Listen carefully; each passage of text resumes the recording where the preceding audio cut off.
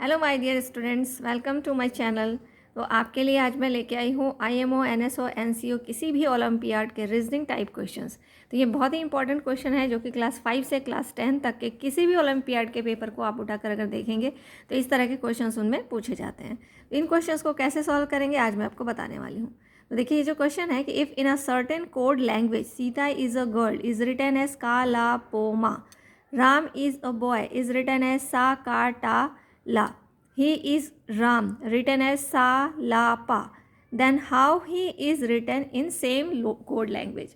Sita is a girl को ये लिखा जाता है, राम इज़ अ बॉय को ये लिखा जाता है, ही इज़ राम को ये लिखा जाता है। देन पूछ रहा है कि ही को इसी कोड लैंग्वेज में क्या लिखा जाएगा।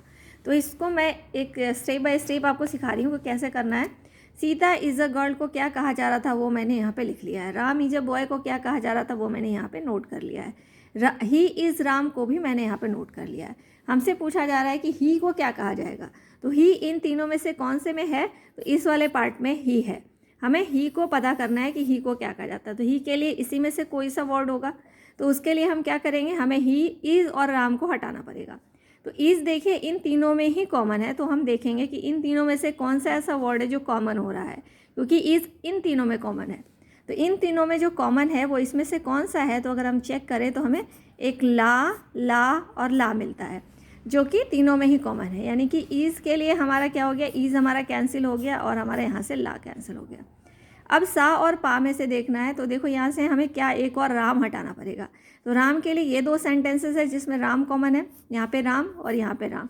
तो इन दोनों में चेक करेंगे क्या ऐसी चीज़ है जो कॉमन हो रही है इन दोनों में।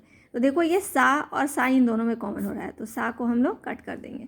अब क्या बच गया, हमारा पा बच गया और इधर क्या बच गया, हमारा ही बच गया। ये भी कैंसिल हो गया था।